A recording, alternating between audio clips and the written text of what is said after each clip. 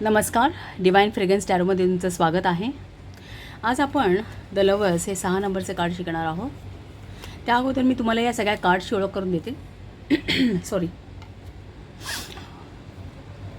आपला जो best Rider Waite tarot deck आहे त्यामध्ये लवर्सचं कार्ड हे असं दिसतंय. ओके, हा आपण बेस मानलेला आहे.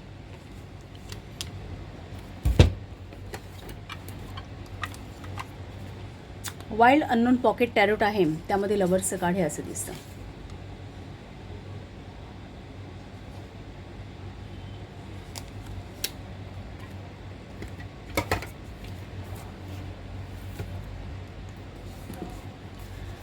द लाईट सियर टॅरोट त्यामध्ये लवर्सचं कार्ड हे असं आहे.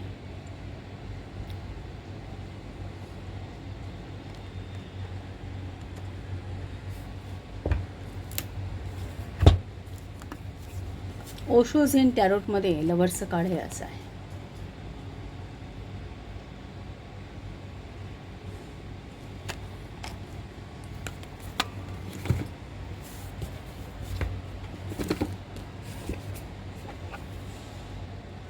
टॅरोट ऑफ द डिवाइन यामध्ये लवर्सचं कार्ड हे असं दिसतं. आणि यामध्ये मी म्हटलं ना, कार्ड्सच्या मागे प्रत्येक कार्डसाठी एक स्टोरी आहे. तर यामध्ये ब्युटी आणि बीस्ट यांची स्टोरी आहे.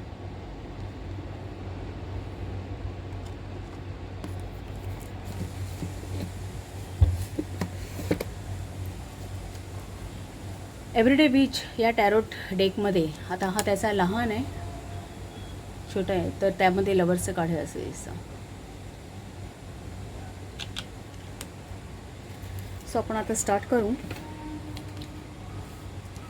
गेल्या वेळी आपण हायरोफंट पाहिलं आहे. आता आपण लवर्सचं कार्ड पाहू. फर्स्ट ऑफ ऑल आपण आपल्या पॉईंट्सप्रमाणे जायचं. पहिल्यांदा पिक्टोरियल डिस्क्रिप्शन. चित्रामध्ये तुम्हाला काय दिसतं? चित्रामध्ये एक भोला मोठा सूर्य दिसतो आहे, मागे तळपता सूर्य आहे.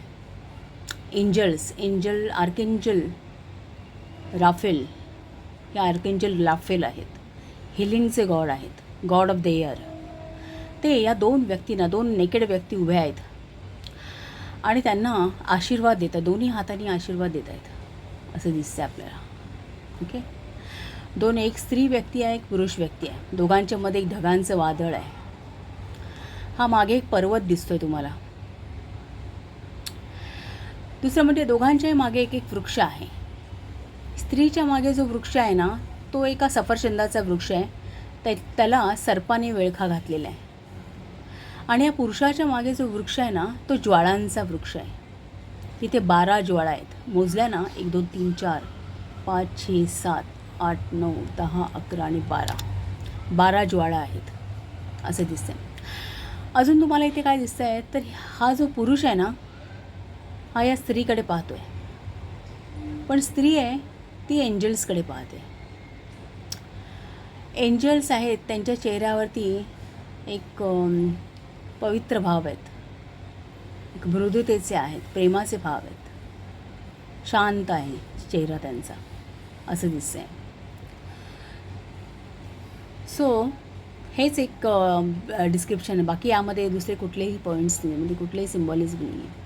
आणि कार्डला 6 नंबर आहे, हे एक दाखवता येईल तुम्हाला. तर आता आपण स्टेप बाय स्टेप हे सगळे पॉईंट्स पाहायचे, ह्याच्या मागे काय अर्थ आहेत ते जाणून घेऊया. सुरुवात वरून नंबर 6 आहे. या कार्डचा नंबर 6 आहे. सो 6 नंबरचे काय गुणधर्म असतात? तर पहिली गोष्ट म्हणजे 6 नंबर हा शुक्र ग्रह दर्शवतो. या कार्डचा ग्रह शुक्र नाही. हे कार्ड मिथुन राशी दर्शवतं. द लवर्सचं कार्ड हे मिथुन राशी दर्शवतं आणि मिथुनेचा ग्रह हा बुध आहे. परंतु न्यूमरॉलॉजिकली 6 या नंबरचा ग्रह हा शुक्र आहे आणि शुक्राची दिशा ही आग्नेय आहे. सो न्यूमरॉलॉजिकली या कार्डची दिशा ही आग्नेय आहे असं आपण म्हणू. दुसरं म्हणजे आता आपण स्टेप बाय स्टेप बघूया की 6 या नंबरचे काय गुणधर्म आहेत. तर 6 नंबर जो आहे ना, तो असं मानला जातो की सेकंड रियल नंबर आहे. एक परफेक्ट नंबर मानला जातो पायथागोरियन नियमानुसार. Second perfect number. कारण सुरुवातीचे ते 1 2 3 या तिन्ही आकड्यांची बेरीज केली तर ती 6 येते. आणि असं म्हणतात की हे जे क्रिएशन झालेलं आहे ना, ही नवनिर्मिती जी झालेली आहे, जे आपण हे युनिवर्स तयार झालं ते काम हे 6व्या दिवशी कंप्लीट झालं. 6व्या दिवशी कॉन्शियसनेस तयार झाला, प्युरिफाय झालं, सगळं प्युरिफिकेशन झालं. सो 6 आकडा हा प्युरिफिकेशन दाखवतो. दुसरा 6 आकडा हा युनियन, मॅरेज दाखवतो, सेक्स दाखवणारा आहे, जनरेशन्स दाखवणारा 6 नंबर आहे. 6 नंबर काय दाखवतं? कम्युनिकेशन, दोघांमधलं कम्युनिकेशन. तुम्ही हे कीवर्ड्स मी तुम्हाला सांगतेत ना, नंबर वाईज न्यूमरॉलॉजिकली जे कीवर्ड्स मी तुम्हाला आता सांगते ते आणि ह्या चित्रांचा तुम्ही बघितला तर लगेच तुम्हाला संदर्भ दिसेल. 6 आकडा हा कम्युनिकेशन दाखवतो, तो दोघांमध्ये संवाद दाखवतो. 6 आकडा हा कॉपरेशन दाखवतो, मदत करणं, हार्मनी दाखवतो, बॅलन्सिंग, दोन्ही गोष्टींमध्ये बॅलन्सिंग आहे. एखाद्याला ॲप्रिशिएट करणं, आर्कएंजल रायफल आशीर्वाद देतात, ॲप्रिशिएट करणं एखाद्याला, किंवा शांतता, पीस ऑफ माइंड, हे 6 आकडा दाखवतो. दुसरे म्हणजे कुठल्याही गोष्टीची युनियन किंवा रियुनियन, कॉम्बिनेशन किंवा रिकॉम्बिनेशन, एकत्र करणे, नॉलेज, विजडम, 6 आकडा दाखवतो. कुठलाही सपोर्ट असणे, ॲप्रिसिएशन मी तुम्हाला म्हटलं मगाशी, सपोर्ट असणे, कॉपरेट करणे, सहयोग, हे 6 आकडा दाखवतो. जबाबदारी दाखवणारा आकडा आहे 6. दुसरं म्हणजे एखाद्याबद्दल अनुकंपा असणे, सिंपती असणे, 6 आकडा दाखवतो. दुसरं आपलं असं म्हणता येईल की एक सॅक्रिफाईसचा नंबर आहे. दुसरं म्हणजे एक सोशल कुठल्याही गोष्टींचा नंबर हा 6 नंबर दाखवतो. ओके, सो हे 6 नंबरचे काही गुण विशेष आहेत. दुसरं आपण आता ह्या कार्डच्या बाबतीत बघूया. कार्डमध्ये तुम्हाला ह्या 2 व्यक्ती दिसतील. तर ही एक आहे ती स्त्री आहे, एक आहे ती पुरुष आहे. तो ही स्त्री आणि पुरुष ही दोघांमधली ड्युॲलिटी ही आपल्या आता हे कसं माहिती आहे का, आपण ह्या फुलच्या स्टोरीमध्ये ही कार्ड्स आहेत. टप्प्याटप्प्याने फूल जसा जसा मोठा होतो आहे. गेल्या वेळी आपण बघितलं हायरोफंटचं कार्ड, म्हणजे फूलने नॉलेज मिळवलं, बाह्य जगता, भौतिक जगतामध्ये त्याने नॉलेज मिळवलं. ओके, दुसरं आता त्याची ओळख प्रेमाशी झालेली आहे, त्याच्यामध्ये सेक्शुॲलिटीशी ओळख झालेली आहे. हे आपण हे लवर्स कार्डवरून सांगू शकतो, किंवा प्रेम आणि सेक्स या 2 गोष्टी या कार्ड रिप्रेझेंट करतात. सो तुम्हाला असं दिसतं आहे की आता या 2 व्यक्ती या अशा फर्टाईल ठिकाणी, ही सुपीक जमीन आहे आणि हे सगळे सिम्बॉलिझम आहे ना, हे काही ना काही गोष्टी रिप्रेझेंट करणार आहेत. हे असं म्हणजे रूपकं आहेत ही. ते ही म्हणजे स्त्री, एक स्त्री रूपक आहे. हे पुरुष आहे, पुरुष गुणधर्म दाखवणारी व्यक्ती आहे. हे स्त्री गुणधर्म दाखवणारी व्यक्ती. मग ही आपली हाय प्रिस्टेस असेल, एम्परेस असेल, हे मॅजिशियन असेल किंवा एम्परर असेल, आपण असं म्हणू शकतो. सो ही स्त्रीत्व दाखवणारे, हे पुरुषत्व दाखवणारी व्यक्ती. दुसरं असं आहे की ही जिथे उभी आहेत ना, ही जी जागा आहे ती खूप फर्टाईल आहे. असं मानलं जातं की हे एडन गार्डन आहे, जिथे ॲडम आणि ईव यांची निर्मिती झाली होती. असं मानलं जातं ख्रिश्चन लोकांमध्ये की बायबलमध्ये की ॲडमची निर्मिती ही परमेश्वराने म्हणजे पहिल्यांदा जेव्हा माणसाची निर्मिती केली तेव्हा ॲडम आणि ईवची निर्मिती केली. सुरुवातीला जेव्हा या दोघांची निर्मिती झाली ना, तेव्हा त्यांना ते इटर्नल होते, म्हणजे त्यांना मृत्यू नव्हता, असं इटर्नल होते. जेव्हा यांची ॲडमची निर्मिती आहे ना, त्यांनी देवाने मातीपासून केली असं मानलं जातं. आणि मग नंतर ईवची निर्मिती असं म्हणतात की ॲडमच्या बरगड्यांपासून, हाडांपासून ईवची निर्मिती झाली, असं तिथे बायबलमध्ये तसा रेफरन्स आहे. सो ईवची निर्मिती याच्यापासून झाली असं आहे.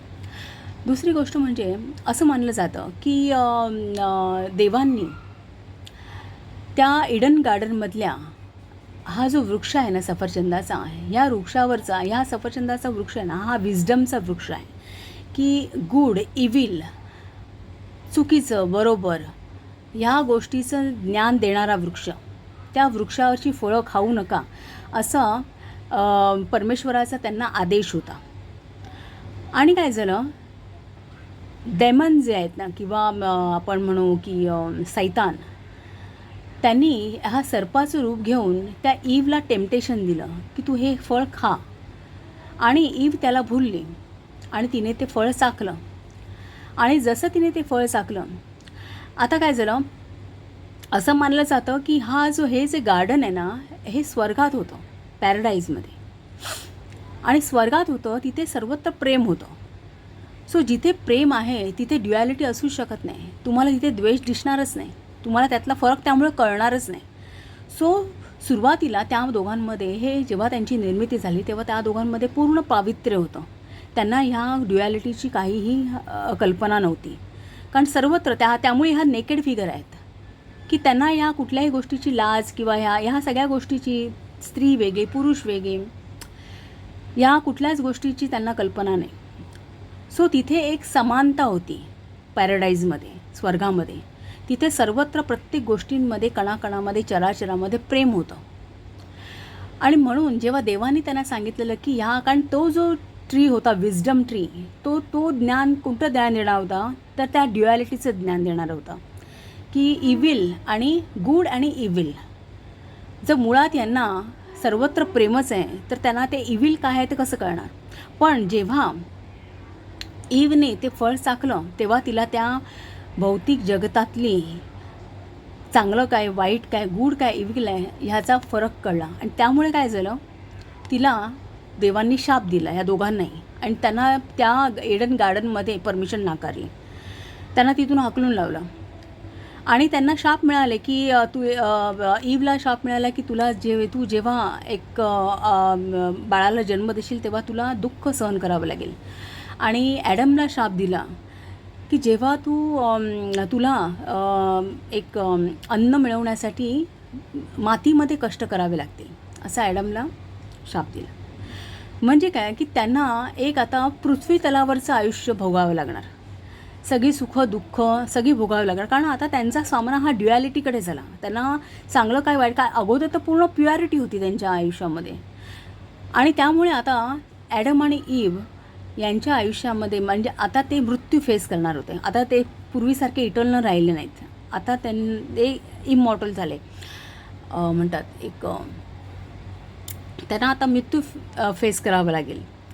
आणि दोघांनाही त्या गार्डनमधून त्यांनी बाहेर केलं. आणि मग त्या गार्डनवरती त्यांनी पहारा लावला. त्यांचे जे हे असतात, जे सेलेस्टाईल बीन्स असतात,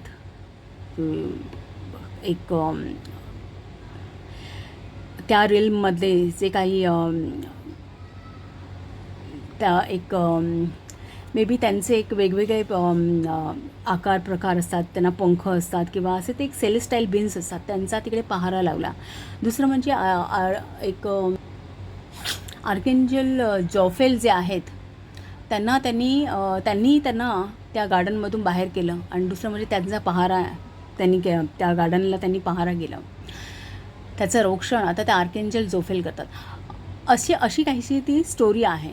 सो यावरून काय दिसतं की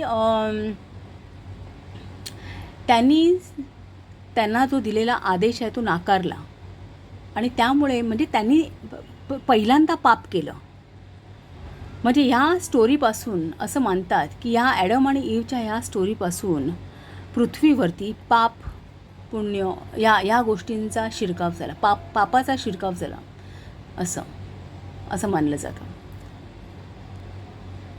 दुसरं म्हणजे त्यांच्यामध्ये पूर्ण प्युअरिटी होती, त्यामुळे भेद काहीच नव्हता. सो दॅट्स वाय ह्या नेकेड फिगर आहे त्या इथे. पण काय झालं नंतर, मग त्यांनी ते फळ चाखल्यानंतर तिला त्या ड्युॲलिटी कळली, स्त्री पुरुष यातला भेद कळायला लागला. आणि त्यामुळे तिच्यात लज्जा उत्पन्न झाली. आणि मग त्यांनी झाडाच्या पानांनी स्वतःचे शरीर झाकले. सो ती लज्जा जी आहे, त्या भावना ज्या आहेत त्या तेव्हापासून त्यांची निर्मिती झाली असं मानलं जातं. सो ही एक स्टोरी आहे. आणि इनफॅक्ट ह्या कार्डमध्ये सुद्धा ती थोडीफार प्रतिकात्मक आहे. ही जे आहे ते गार्डन आहे ते फर्टाईल गार्डन आहे. हे जे वृक्ष आहेत, हा फ्लेमचा वृक्ष आहे. फ्लेम म्हणजे काय, पॅशन आहे, पुरुषाच्या मनात पॅशन आहे. आणि ही स्त्री आहे जी टेम्पटिंग आहे, तिच्या मागे तो सर्प आहे. सो ती टेम्पटिंग आहे. सो दुसरं म्हणजे हा पुरुष जो आहे तो हा कॉन्शियसनेस दाखवणार आहे. तो कॉन्शियसनेसचं प्रतीक आहे, चेतन मनाचं. कारण कुठल्याही गोष्टी आहेत ना आपल्या आयुष्यामध्ये, या बाह्य ज्या आपल्याला टेम्पटेशन देतात किंवा जे विचार असतात की ते आपल्या कृतींना एक वळण देणारे असतात.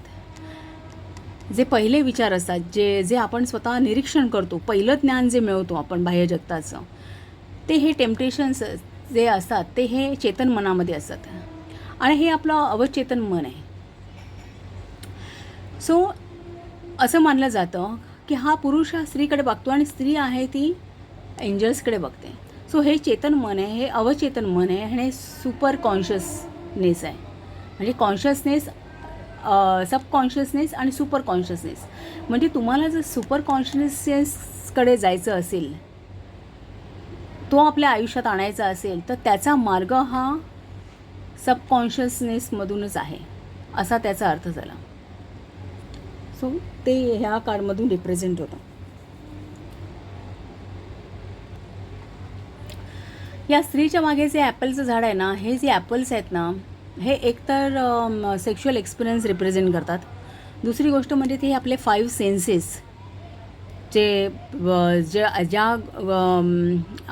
आपली ज्ञानेंद्रिय, ज्या गोष्टी आपण एक अनुभव घेतो, सगळ्या गोष्टीचा एक्सपिरियन्स घेतो, ते 5 सेन्सेस हे रिप्रेझेंट करणारं झाड आहे. दुसरं म्हणजे पुरुषाच्या मागे जे झाड आहे फ्लेम्सचं, हे फ्लेम्स आहे, पॅशन आहे, ही अग्नी आहे. सो ही प्रत्येक गोष्ट, ते पॅशन आपण ज्या ठिकाणी वळवू त्याप्रमाणे आपल्या हातून कर्म घडतात. कॉन्शियस मनामधलं ते पॅशन आहे. सो कॉन्शियस मनामध्ये जर आपलं पॅशन जे चुकीच्या दृष्टीने वळवलं गेलं तर ते आपल्या हातून काहीही सीन पाप होऊ शकतं. सो हे ते एक दाखवलं जातं. दुसरं गोष्ट, हे जे माउंटन जे आहेत ते एक प्रकारे कुठल्याही गोष्टीचा एक करेक्टनेस म्हणतात की एक फ्रुटफुलनेस, एखादी गोष्ट पूर्णत्वाला येणं, अटेंड होणं, हे दाखवणारं आहे. दुसरं म्हणजे हे क्लाउड्स आहेत मध्ये, हे क्लाउड्स असं रिप्रेझेंट करतात की हे एक प्रकारचं वादळ आहे दोघांमध्ये. कॉन्शियस मनापासून सबकॉन्शियस मनाचा जो मार्ग जो आहे ना, तो इतका सोपा नाही आहे. तुम्ही डायरेक्टली सबकॉन्शियस मनाला अप्रोच करू शकत नाही. तुमच्या अंतर्मनाचा त्या मागोवा घेण्यासाठी तुम्हाला बऱ्याच गोष्टींची स्ट्रगल करावी लागते, बऱ्याच गोष्टी फेस कराव्या लागतात. हे दाखवण्यासाठी हे ढग आहेत. इतका सरळ मार्ग नाही आहे तो तिथे जाण्याचा, असं आहे. दुसरं, हा सूर्य जो आहे, हा सूर्य एक प्रकारे एनलायटनमेंट दाखवतो. दुसरं म्हणजे एक पॉझिटिव्हिटीही दाखवतो. सूर्य कुठल्याही कार्डमध्ये तुम्ही बघाल तर ते एक पॉझिटिव्हनेस दाखवतो. आता या कार्डला लवर्सचं नाव आहे. तुम्हाला असं वाटेल की आता हे कार्ड प्रेम दर्शवतं, प्रेम, सेक्स हे दर्शवणारं कार्ड आहे. पण ह्या दोन व्यक्ती जरी लवर्स असल्या तरी खऱ्या अर्थाने नाही, त्यांच्यामध्ये क्लाउड्स आहेत. ते खऱ्या अर्थाने अजून लवर्स आलेले नाही आहेत, त्यांच्याकडे चॉईसेस आहेत. सो हे असंही दाखवतं की कुठलीही रिलेशनशिप असेल तर त्यामध्ये ती पूर्णत्वाला तेव्हाच येते जेव्हा त्यातले जे हे हर्डल्स आहेत, हे जे अडचणी आहेत त्या दूर केल्याशिवाय एक खरी रिलेशनशिप येत नाही. दुसरी म्हणजे ह्या नेकेड फिगर आहेत.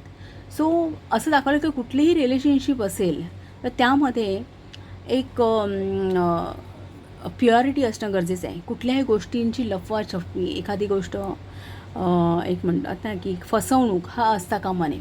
सो इथे ओपननेस आहे, प्युअरिटी आहे, दोघांकडेही लपवण्यासारखं काही नाही आहे. सो त्यांचं एक नातं हे प्युअर आहे असं यावरून दिसतं. दुसरं,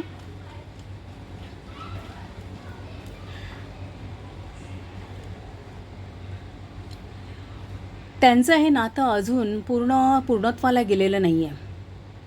ते पूर्णत्वाला केव्हा जाईल, जेव्हा ते दोघंही ग्राउंडेड असतील. ग्राउंडेड असणं म्हणजे काय, तर कुठल्याही नात्यामध्ये जेव्हा परस्परांचा स्वीकार हा एक परस्परांचे गुणधर्म, गुणदोष हे स्वीकारून होतो.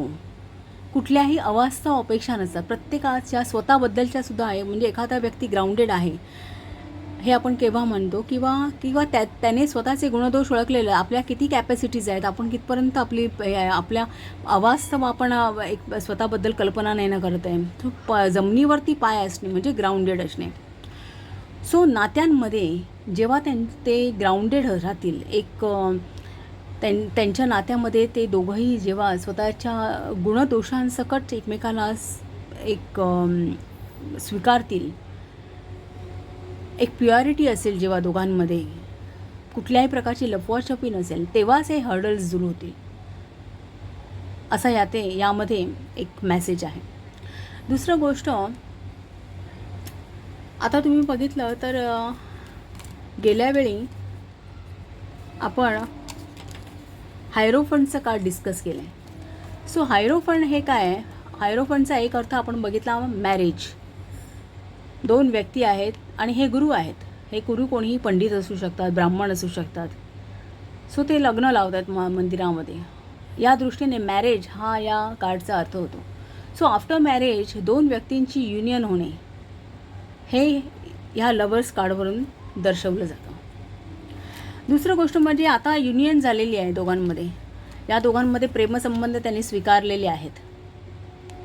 सो त्यांच्या आता या प्रेमजीवनाची सुरुवात झाली आहे, त्यांच्या संसाराची सुरुवात झाली असं म्हणा. मग एकदा का संसार सुरू झाले, नाती निर्माण झाली की माणसाच्या अपेक्षा निर्मिती होते. मग आयुष्याचे टेन्शन्स क्रिएट होतात. कुठल्याही नात्यांमध्ये अपेक्षा, टेन्शन्स, फॅमिली ग्रो होते त्यांची. आणि मग मग मग हे चॅरियटचं कार्ड येतं. मग चॅरियट काय दाखवतं की आता त्या ज्या वाढलेल्या अपेक्षा आहेत त्या पूर्ण करण्यासाठी चॅरियट जगाला फेस करण्यासाठी रेडी आहे. असं की तो आता पूर्ण एक खऱ्या अर्थाने पूर्ण पुरुष आहे, पूर्णत्वाला आहे, तो मॅच्युअर्ड आहे. आणि आता तो कुठल्याही आपल्या आयुष्यातले प्रॉब्लेम्स फेस करू शकतो, आयुष्य फेस करू शकतो, तो भौतिक आयुष्य फेस करू शकतो. आता तो त्याला तयार झालेला आहे. सो ही एक स्टेज आहे. दुसरं, एकतर मी मला म्हटलं की ह्या 6 नंबर दाखवतो, हा आकडा 6 नंबर दाखवतो कार्ड. सो 6 नंबर हे प्रेम दाखवतो, ग्रोथ दाखवतो, हार्मनी रिप्रेझेंट करणार आहे. आर्केंजल राफेल रिप्रेझेंट करतात इथे कार्डमध्ये, तुम्हाला या दिसतील. सो ते हील करणारे आहेत कुठल्याही याच्यात. दुसरं म्हणजे लवर्सचं कार्ड हे आहे, हे बुध जेमिनी रास दाखवते, मिथुन रास. सो मिथुन रास बघाल तर द्विस्वभाव रास आहे. सो तिथे सुद्धा ड्युॲलिटी आली, ड्युअल एक्सपेक्ट आहे, मेल फिमेल यांचा ड्युअल एक्सपेक्ट आहे. जसं लाईट शॅडो, मेल फिमेल या दोन गोष्टींचा तसं द्विस्वभाव जेमिनी रास दाखवते. सो तो एक ॲस्पेक्ट आहे. दुसरं म्हणजे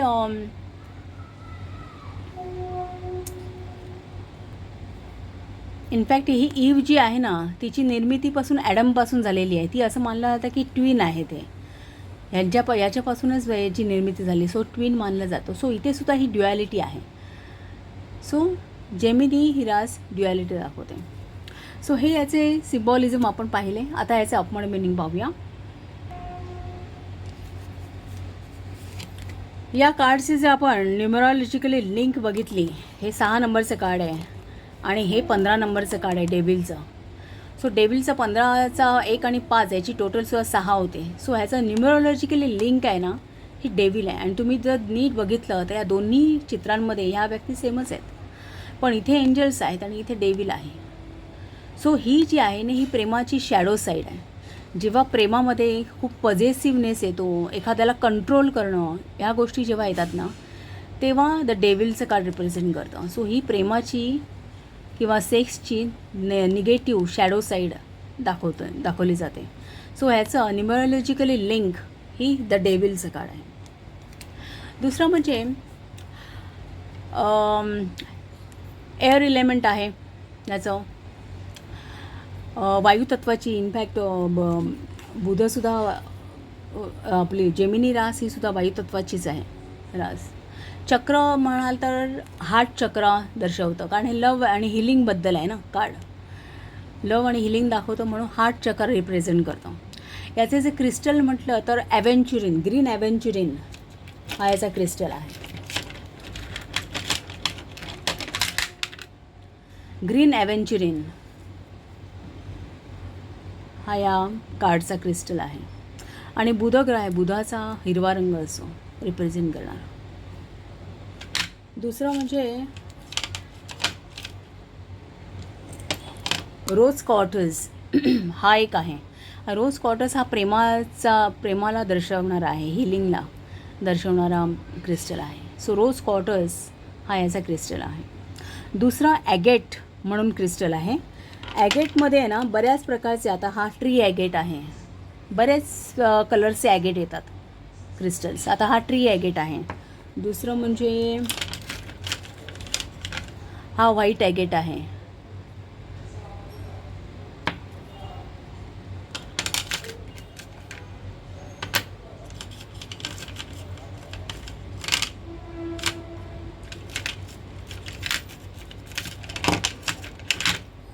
तो दोनच आहेत माझ्याकडे सध्या आहे. तर ॲगेट ह्याचे वेगवेगळे येतात, पर्पल, ब्ल्यू, वेगवेगळ्या शेड्समध्ये येतात ते ॲगेट. सो ॲगेट, दुसरं म्हणजे ग्रीन ॲव्हेंच्युरिन आणि रोज क्वार्टर्स हे त्याचे क्रिस्टल्स आहेत. सो आपण याचा आता अपवर्ड मिनिंग पाहूया. अपवर्ड मिनिंगमध्ये पहिलं तर हे लव दाखवणार आहे, सेक्स दाखवणारा आहे कार्ड. दुसरं म्हणजे लव अफेअर, पण त्याच्यामध्ये एक चॉईस आहे, तुम्हाला चॉईस आहे. कारण आता मी तुम्हाला म्हटलं ना, हे लवर्सचं कार्ड आहे, हे लवर्स आहेत पण अजून ते एका रिलेशनशिपमध्ये नाही आहेत. त्यांच्यामधले हे क्लाउड्स बाजूला झाल्याशिवाय, आणि हे क्लाउड्स कधी बाजूला होतील जेव्हा ते त्यांच्या रिलेशनशिपमध्ये ग्राउंडेड होतील एक, तेव्हा ते खऱ्या अर्थाने रिलेशनशिपमध्ये येतील. त्यामुळे लवर्सचं कार्ड हे नेहमी चॉईसचं कार्ड दाखवते की तुमच्याकडे चॉईस अवेलेबल आहेत, तुम्हाला कुठल्या तरी दोन गोष्टींमध्ये चॉईस करायचं आहे, हे लवर्सचं कार्ड दाखवतो. सो पहिला त्याचा जो मेन आहे ना अर्थ हा चॉईस आहे. दुसरा अर्थ इनडिस्क्रिमिनेशन, दोन गोष्टींमधला फरक करणं, हा हे महत्त्वाचे अर्थ आहेत द लवर्स या कार्डचे. इनडिस्क्रिमिनेशन, फरक करणं. दुसरं, एक मिनिट, सॉरी माझं जरा स्लिप ऑफ टंग झाली. इनडिस्क्रिमिनेशन नाही, डिस्क्रिमिनेशन. डिस्क्रिमिनेशन म्हणजे दोन गोष्टींमध्ये तफावत करणे, दोन अपोजिट गोष्टींमध्ये, वेगवेगळ्या गोष्टींमध्ये करणे, फरक करणे. सो डिस्क्रिमिनेशन हा त्याचा एक महत्त्वाचा अर्थ आहे. दुसरं म्हणजे चॉईस. लवर्सचं कार्ड हे चॉईस दाखवतं. हे दोन महत्त्वाचे अर्थ आहेत, ते लक्षातच ठेवायचे. दुसरं म्हणजे प्रेम दाखवतं, बॅलन्सिंग दाखवतं, हार्मनी. कारण त्याचा हा 6 नंबर आहे ना, या 6 नंबरचे जे जे गुणविशेष आहेत ना ते याला लागू होतात या कार्डला. प्रेम, दोन गोष्टींमध्ये चॉईस करणं, किंवा जे प्रेमसंबंध जरी असतील तरी प्रेमालासुद्धा चॉईस अवेलेबल आहे असंही दाखवतं. दुसरं, एखादं नातं, रिलेशनशिप दाखवणारं कार्ड आहे. कुठल्याही गोष्टीबद्दल डिसिजन घेणं, चॉईस करणं, डिसिजन घेणं एकच अर्थ तसा बघितला तर. दुसरं म्हणजे कुठल्याही गोष्टीमध्ये एक अलाइनमेंट आणणं.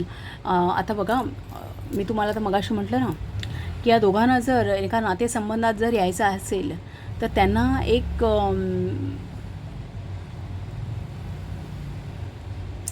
स्वतःला ॲज इट इज ॲक्सेप्ट करणं, किंवा त्या ज्या व्हॅल्यूज आहेत ना त्या अलाइन करणं. त्यांच्या ज्या एका नात्यासंबंधी त्यांचे जे विचार असतील ते विचार, दोघांचे विचार त्यांना एका लाईनमध्ये आणणं असं म्हणा तुम्ही. अलाइन करणं म्हणजे एका लाईनमध्ये आणणं आणि मुळात हे बुधाचं कार्ड आहे, कम्युनिकेशनचं कार्ड आहे. 6 नंबर हा कम्युनिकेशन दाखवतो.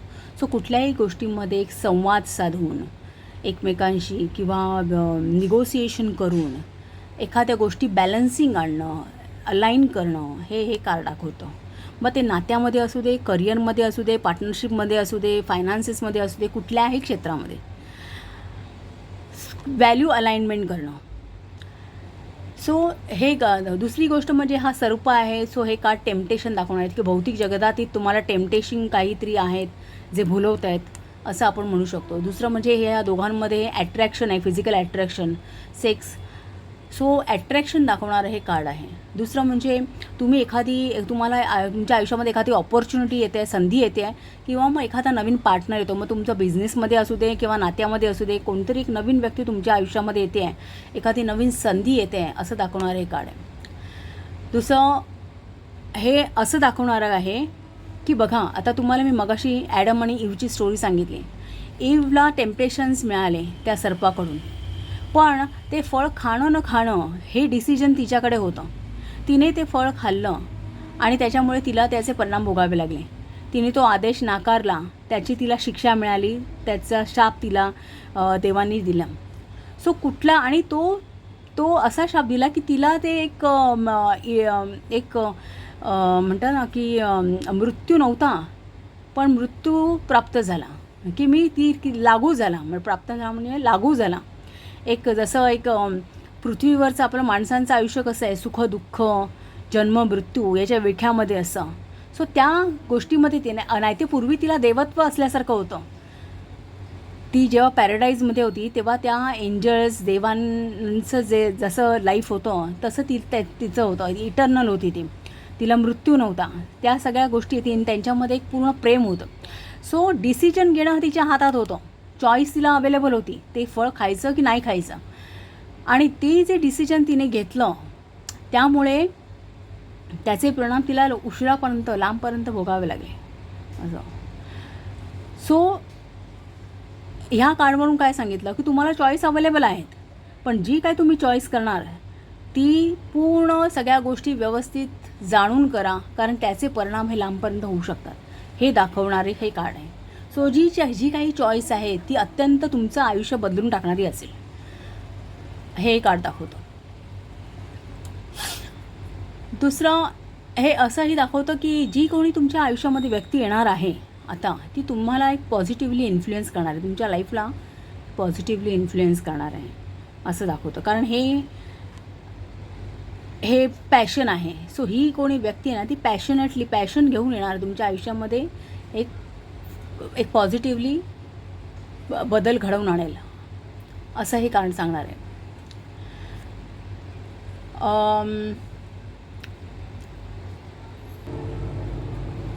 हे कार्ड आहे ना, दुसरं काय दाखवतो की एक प्युअर लव, प्युअर नातं किंवा मग एक भौतिक नातं यामधला फरक करणारा, की यामध्ये एक चॉईस तुम्हाला अवेलेबल आहे, यामध्ये तुम्ही फरक करणं गरजेचं आहे. कारण इथे प्युअरिटी पण आहे, पण इथे टेम्पटेशन पण आहेत, ओके नाही. सो एक प्युअर नातं की जे दैवी आहे, ज्यामध्ये फक्त प्रेम आणि प्रेम आहे, जे प्रेमावरती आधारलेलं नातं आहे. आणि दुसरं म्हणजे जे मे बी कदाचित भौतिक गोष्टींवर आधारलेलं नातं असू शकतं.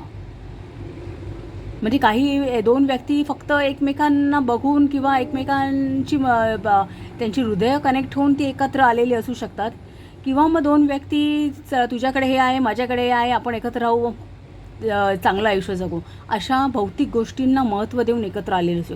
सो ह्या दोन गोष्टींमध्ये डिस्क्रिमिनेट करणं हे कार्ड दाखवतं की प्रेमासंबंधीसुद्धा चॉईस करताना तुम्ही एखादं नातं हे दैवी आहे की एक भौतिकदृष्ट्या आहे स्थापित झालेलं आहे, त्यामध्ये तुम्ही जाणणं गरजेचं आहे असं हे दाखवतं. दुसरं हे कार्ड असं दाखवतं की तुमचं एक इंटरनल तुमचं लाईफ आणि तुमचं एक्सटर्नल लाईफ, तुम्ही तुमच्या स्वतःमध्ये कसे आहात, अंतरंगात कसे आहात, आणि तुम्ही तुमच्या बाहेरच्या आयुष्यामध्ये कसे वावरतायत, किंवा तो तुमचा लाईफ ॲस्पेक्ट कसा आहे, यामध्ये एक हार्मनी आणणं हे दाखवतं की त्यामध्ये एक बॅलन्सिंग करणं गरजेचं आहे असं सांगणारं कार्ड आहे. दुसरं लवर्सचं कार्ड असं दाखवतं की तुम्हाला जर एक चांगलं नातं जर तुम्हाला आयुष्यामध्ये मिळवायचं असेल तर तुमच्या एक चांगलं नातं म्हणा किंवा तुमचं स्वतःशी जे असलेलं नातं आहे ना ते सुद्धा, कारण आपण हे बघितलं ना, हे कॉन्शियस मन हे अनकॉन्शियस मन आहे.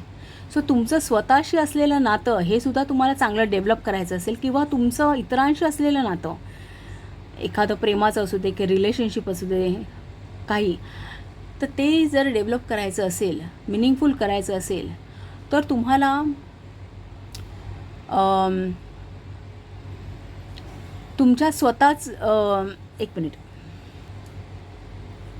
तर तुमच्या कॉन्शियस आणि सबकॉन्शियस मनामध्ये बॅलन्सिंग असणं गरजेचं. म्हणजे तुमचं स्वतःचं नातं जर तुम्हाला सुधारायचं असेल तर तुम्ही मनात काय विचार करताय आणि बाहेर कसे व्यक्त होतात यामध्ये एक अलाइनमेंट असणं गरजेचं आहे. तुम्ही मनात वेगळे आहात, बाहेरून वेगळे वागताय असं असता कामा नये. सो तिथे मतभेद असता कामा नये, दोन्ही मनांमध्ये मतभेद असता कामा नये. तसंच बाहेरच्या रिलेशनशिपमध्ये सुद्धा तुम्ही इतरांशी जेव्हा वागताना सुद्धा तिथे सुद्धा अशीच प्युरिटी असणं गरजेचं आहे. तिथे एक तुम्ही मनात वेगळे आहात पण इतरांशी वेगळे वागताय असं असतं कामा नये. सो हे एक दाखवणार आहे. सो ओव्हरऑल हीच मिनिंग आहे. एक फारसं यामध्ये काही नाही आहे.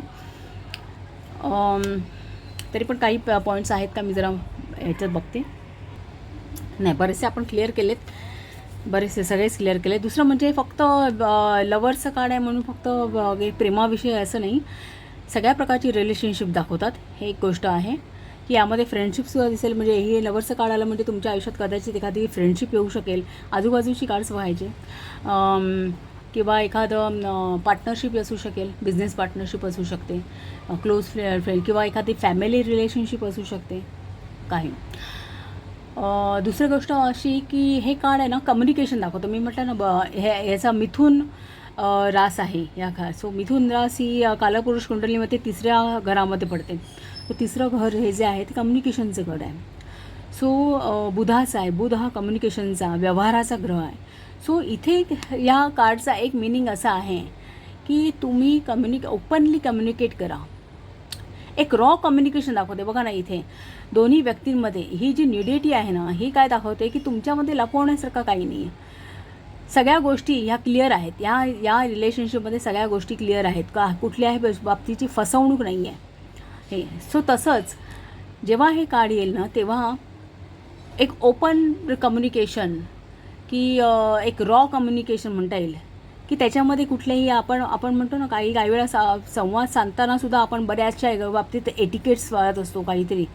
तसं काही नाही. जे मनापासून अंतरंगापासून कम्युनिकेट करणं, एक ऑनेस्टी ठेवणं कुठल्याही गोष्टींमध्ये, संवादामध्ये, मग कुठल्याही बिझनेस रिलेशनशिपमध्ये असेल नाही तर पर्सनल रिलेशनशिपमध्ये जो संवाद आहे तो रॉ आहे. त्याच्यामध्ये काहीही असं हे केलेलं नाही आहे, एक काहीतरी मिळवण्यासाठी एक प्युअरनेस आहे असं म्हणता येईल. हे ओपन कम्युनिकेशन दाखवणारं आहे. हे कार्ड सांगते की तुम्ही जे काय आहे ना ओपनली कम्युनिकेट करा, समोरासमोर संवाद करा. असं काही गोष्टी आहेत लवर्सचं कार्ड सांगतं समोरासमोर बसून तुम्ही सॉर्ट आऊट करा असं सांगणारं आहे. सो हे आपले अपराईट मिनिंग आहेत. आपण आता रिव्हर्स मिनिंग पाहूया याचे.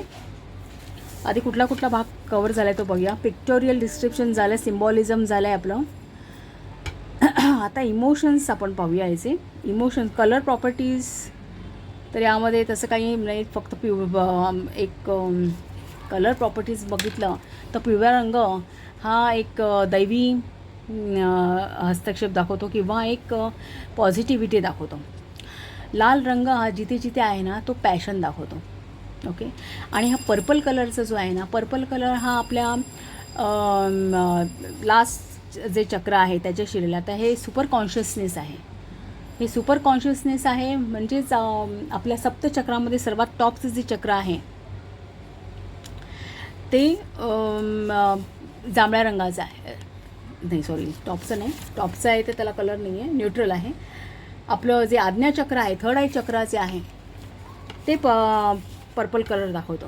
सो त्या एक कॉन्शियसनेस दाखवणारा आहे, सुपर कॉन्शियसनेस दाखवणारा कलर आहे. ढग आहेत ते वादळ डिस्टर्बन्सेस दाखवतात. बाकी यामध्ये तसं काही बाकी इतर कलर्सचं काही नाही आहे. कार्ड न्यूमरोलॉजी बघितली आपण. असोसिएटेड प्लॅनेट्स पाहिले. आता बुधाचे आपण गेल्या वेळी डिस्कस केलेत. आपण पण पुन्हा एकदा डिस्कस करूया बुध ग्रहाचे काही आहे ते. चक्रा पाहिले आपण. असोसिएटेड प्लॅनेट हा बुध ग्रह आहे, त्याचे आपण कॅरेक्टरिस्टिक्स आता पाहूया. चक्र आपण डिस्कस केले, क्रिस्टल डिस्कस केलं आहे. झोडिएक साईन आपण पाहिलं, जेमिनी आहे. आणि हा एअर इलेमेंट आहे ते पाहिलं. सो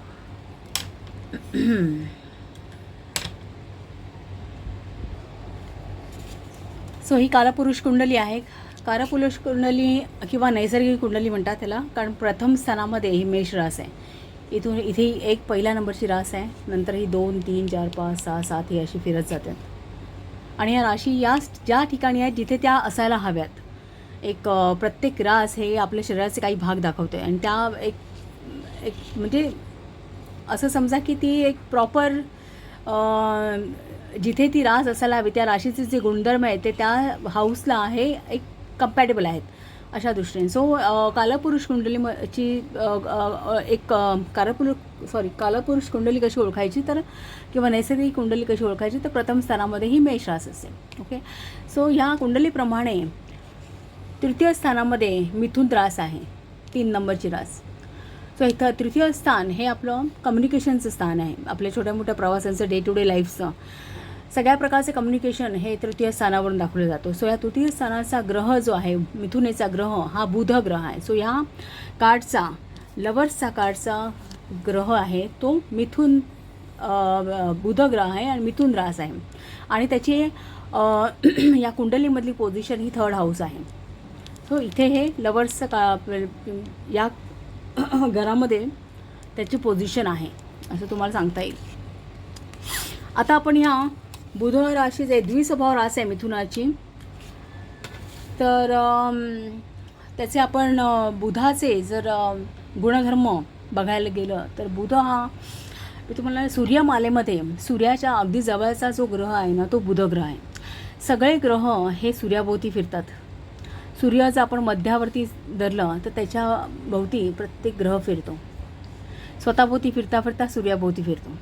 सो पहिली जी कक्षा आहे ती बुधाची आहे, मग शुक्राची आणि मग पृथ्वी येते. सो सूर्य आणि पृथ्वीच्या मध्ये हे बुध आणि शुक्र आहे ते अंतर्ग्रही ग्रह मानतात त्याला.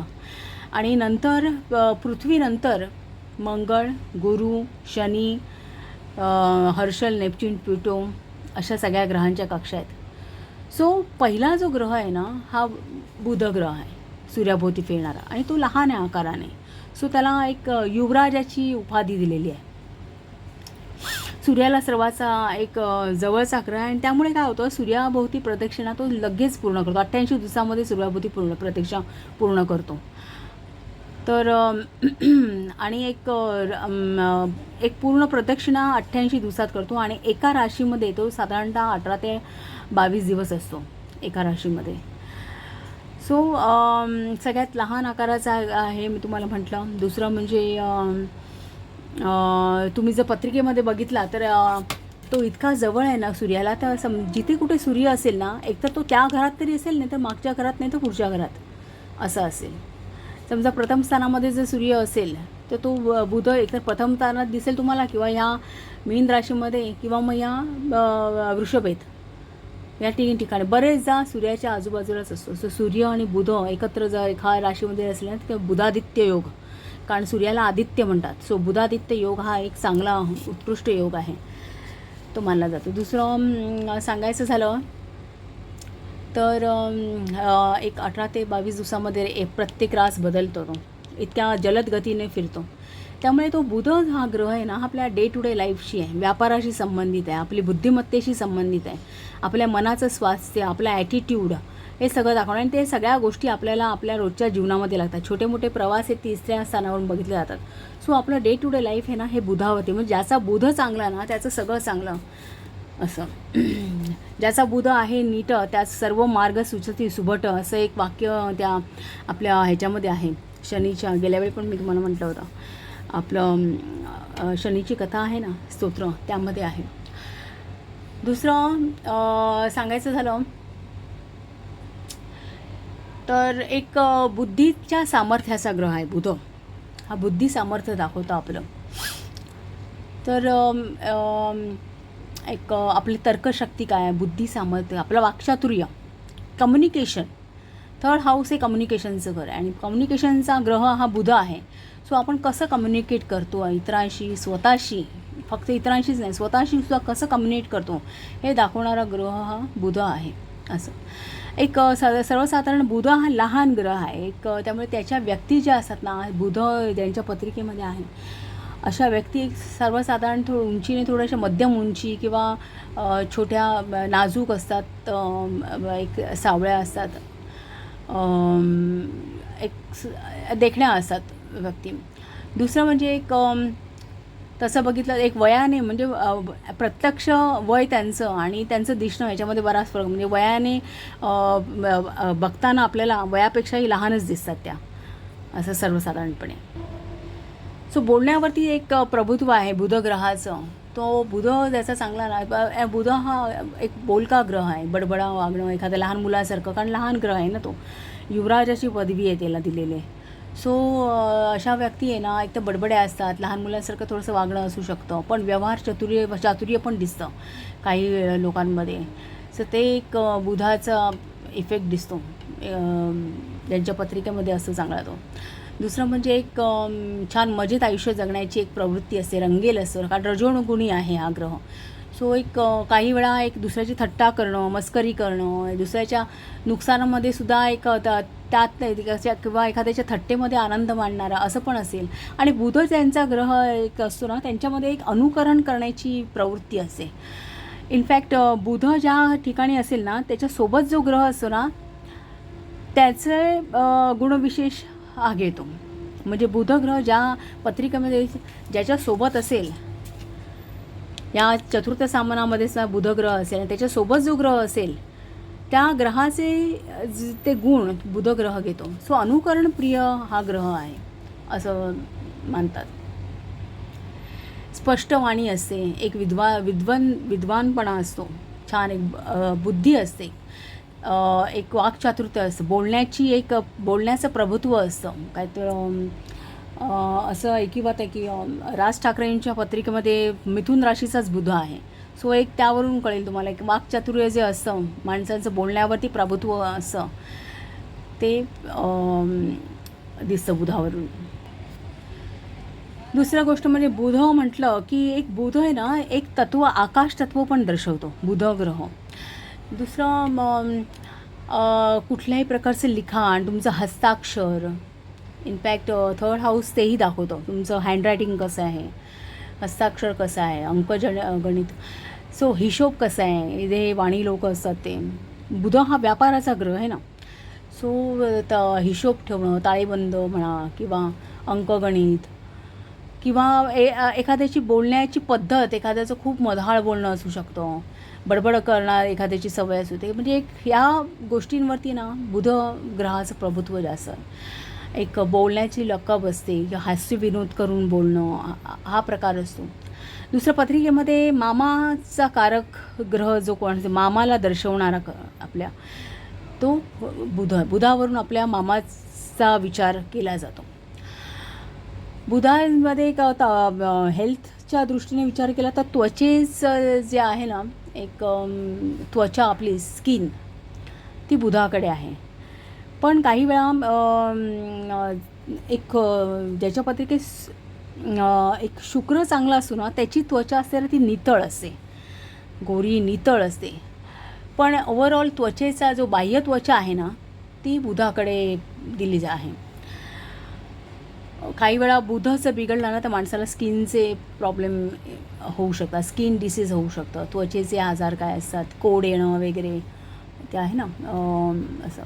दुसरं म्हणजे बुद्धीचा ग्रह आहे. सो एक मानसिकदृष्ट्याचे काही विकार असतील तर मनोरुग्णता म्हणा किंवा डिप्रेशन म्हणा, एन्झायटी, ह्या सगळ्या गोष्टी या बुधावरून बघितल्या जातात. बुध ग्रह मी तुम्हाला म्हटलं आकाश तत्व पण दर्शवतं. सो एक ज्योतिषशास्त्र म्हणा, एक कुठल्याही शास्त्राचा कारग्रह बुध आहे. म्हणजे ज्याचं एखादं ज्योतिषी वगैरे असेल ना, त्याच्यामध्ये एक ठराविक प्लेसमेंट असते बुध ग्रहाची, तरच ती व्यक्ती ज्योतिषशास्त्राकडे वळू शकते. तर असा बुध ग्रह जर एखाद्या माणसाच्या पत्रिकेमध्ये बिघडला ना, तर त्या सगळ्या गोष्टी उलट्या होऊ शकतात. काय म्हणजे मला फसवेगिरी होऊ शकते, लबाडेपणा, खोटेपणा, किंवा कुठल्याही ज्ञान मिळवण्याच्या बाबतीमध्ये एखादी धरसोड वृत्ती बघता येईल, थापा मारणं वगैरे, इकड तिकडची अशा गप्पा करणं, पोकळ बडबड करणं परत, किंवा अशा खोड्या काढणं, किंवा एक अस्थिरपणा जो म्हणतात ना, तो त्यावरून दिसतो. सो ओव्हरऑल एवढं इनफ आहे आपल्याला या गोष्टींचा. आपल्याला ना याचे जेव्हा आपण हेल्थ आणि वेलबिईंग या गोष्टी पाहू ना कार्ड्सच्या रिलेटेड, कारण बुध रिप्रेझेंट करतो. सो तुम्हाला त्याचा एक कनेक्शन तुम्हाला त्यावेळी कळून येईल. सो आता आपण असोसिएटेड प्लॅनेट्स आणि त्याचे कॅरेक्टरिस्टिक्स पाहिले. आता आपण इमोशन्स पाहूया. तर या कार्डचे इमोशन्स आपण बघायला गेले तर एक तर ह्यामध्ये खूप प्रेम दिसतं आहे या कार्डमध्ये. एक यांचा आशीर्वाद आहे, ब्लिसफुलनेस म्हणता ना, एक शांतपणा, पीसफुलनेस दिसतो आहे याच्यामध्ये. एक म्हणता येईल की कंपॅशनेट ही जी वृत्ती आहे ना, की दुसऱ्याबद्दल एक मनामध्ये एक सॉफ्ट भावना असणे ते, किंवा हे डिझायर्स पण दाखवतात. या कार्डवरून डिझायर दिसतात, कारण हे पॅशन्स आहेत ना पुढे मागे, ज्वाळांचं वृक्ष आहे. सो ह्या पॅशन, डिझायर हे दाखवतात. किंवा ह्या दोघांमध्ये एक ॲट्रॅक्शन, एक फिजिकल ॲट्रॅक्शन दाखवणारं कार्ड आहे. सो ते एक ॲट्रॅक्शन किंवा एका इगरनेस म्हणतात ना, तो एक इमोशन इथं दिसतो. एक होप असणे, होपफुलनेस आपण म्हणू शकू. दुसरं म्हणजे इथे हे आहेत, एंजल्स आहेत. सो ते ॲप्रिशिएट करतायत. आणि दुसरं म्हणजे 6 नंबर हा ॲप्रिसिएशन दाखवतो. सो ॲप्रिशिएशन असणे, एखाद्याची प्रशंसा करणे, हा एक इमोशन्स आहेत. दुसरं एक प्रेम दिसतं आहे, एक हळवेपणा असं म्हणता येईल. काही वेळा काय होतं, हे एक इथे हा सर्प आहे जो टेम्पटेशन देणारा आहे. सो त्यामुळे एक इम्पेशंट म्हणतात ना, एक थोडासा अविचारीपणा किंवा स्थिरपणा नसणे, अस्थिरपणा म्हणता येईल, इम्पेशंट तसा दिसतो. दुसरं म्हणजे आता ही व्यक्ती या व्यक्तीकडे बघते आहे, सो ही इंटरेस्टेड आहे. सो एक इंटरेस्टेड असणं, हे इमोशन्स दिसतात. एखाद्यापासून अपेक्षा ठेवणं, इंटरेस्टेड असणं,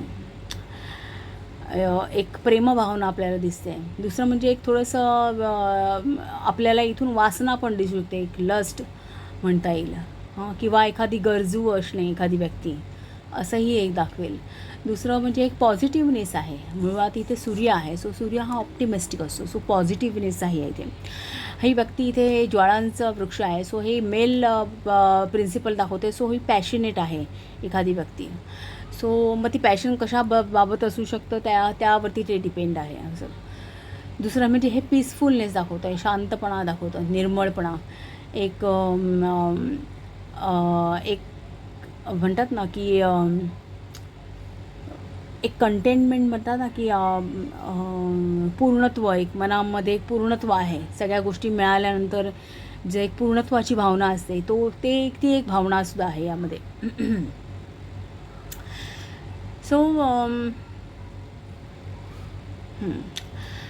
सो हे इमोशन्स आपल्याला या कार्डमधून दिसतात.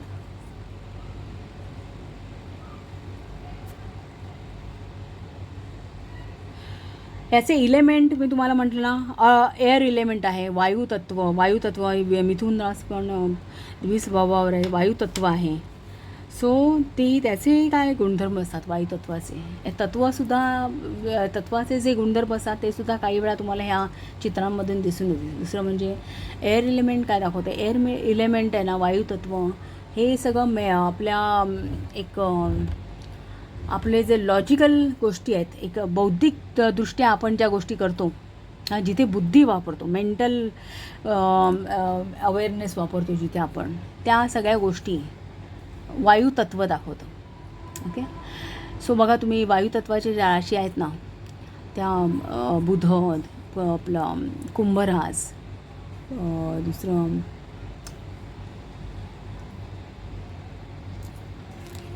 आणि तुळरास, मिथुन रास, तुळरास आणि कुंभरास. सो ह्या वायुतत्वाच्या राशी आहेत ना, या इंटेलेक्च्युअली खूप चांगल्या असतात. एक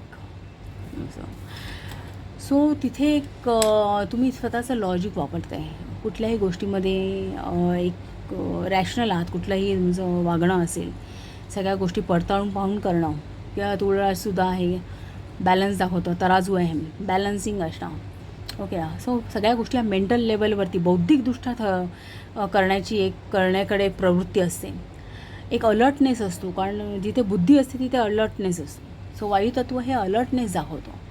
दुसरं म्हणजे कम्युनिकेशन दाखवतो वायुतत्व. सो कम्युनिकेशनच्या राशी आहेत ह्या. सो इथे या कार्डमध्ये सुद्धा तुम्हाला कम्युनिकेशन दिसेल. सो हे एक आहेत वायुतत्वाचे.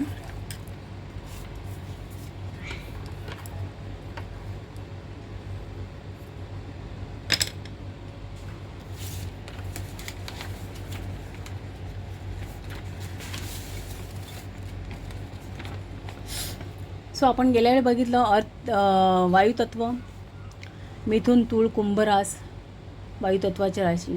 सो ह्यांची जी मून फेज आहे ती फुल मून, पूर्णचंद्र ही फेज आहे. दुसरं म्हणजे एअर इलेमेंट ही मॅस्क्युलिन पॉवर दाखवते, यंग एनर्जी दाखवतो, मॅस्क्युलिन यंग एनर्जी. हाच चार्ट आपल्याकडे सगळीकडे आपल्याला कंटिन्यू करायचा आहे. दुसरं आपण एक बघितलं मिथुनामध्ये कधी असतो, सूर्याचं भ्रमण हे मिथुन राशीमध्ये कधी असतं, साधारणतः ग्रीष्ममध्ये, आषाढामध्ये. सो तो एक ऋतू आपण म्हणू शकतो, ग्रीष्म ऋतू. जर आपल्याला एक टाईम ठरवायचा असेल तर तो ग्रीष्म ऋतू आपण म्हणू. ॲस्ट्रॉलॉजिकल चार्टमध्ये त्याची पोझिशन आपण बघितली, 3rd हाऊस. ओके. कोरिलेशन बघितलं, डेव्हिलचं कार्ड आपल्याला कोरिलेशन दाखवतं या कार्डबरोबर, ते एक पाहिलं आपण. सो एवढा आपला पार्ट पूर्ण झालेला आहे. अपराईट मिनिंग आपले आपण बघितले आहेत. आता आपण रिव्हर्स मिनिंग पाहूया.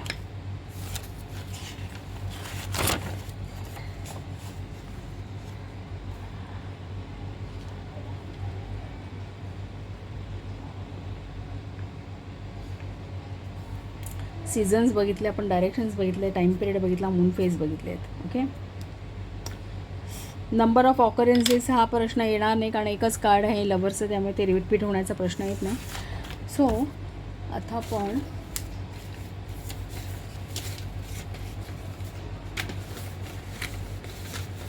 रिव्हर्स मिनिंग पाहूया. रिव्हर्समध्ये लवर्सचं कार्ड हे काय दाखवतो, उलटं दाखवणार. जे अपराईट मिनिंग आहे ना त्याचं अपोजिट करायचं. अपराईट मिनिंगमध्ये युनियन आहे, तर इथे काय असणार आहे, खडाजंगी, क्वारल, भांडणं. ओके. विसंवाद, दोन व्यक्तींमध्ये विसंवाद, एखाद्या रिलेशनशिपमध्ये विसंवाद, एखादं आता अपवर्डमध्ये काय होतं, युनियन दाखवत होतं, तर ते आता विस्फोट, एक ब्रोकन मॅरेज वगैरे सुद्धा दाखवतं काही वेळा. दुसरं, इमोशन्स तुमचे स्टॅबिलाईज करण्याची गरज आहे. तुमच्या इमोशनवरती तुम्हाला कंट्रोल असणं गरजेचं आहे, कारण इथे टेम्पटेशन आहेत ना. सो जेव्हा हे कार्ड रिव्हर्स होणार ना तेव्हा हे टेम्पटेशन जास्त, यातली निगेटिव्हिटी जिथे कुठे असेल ना ती जास्त हायलाईट होणार. सो इथे तुम्हाला इमोशनशी स्वतःचं बॅलन्स ठेवण्याची गरज आहे, हार्मनी आणण्याची गरज आहे. तुम्हाला स्वतःच्या इमोशन्सवरती बंधनं हवीत. दुसरं म्हणजे तुम्ही कदाचित चुकीची चॉईस कराल, कारण हे कार्ड चॉईसचं आहे, अपवर्ड मिनिंग चॉईस आहे.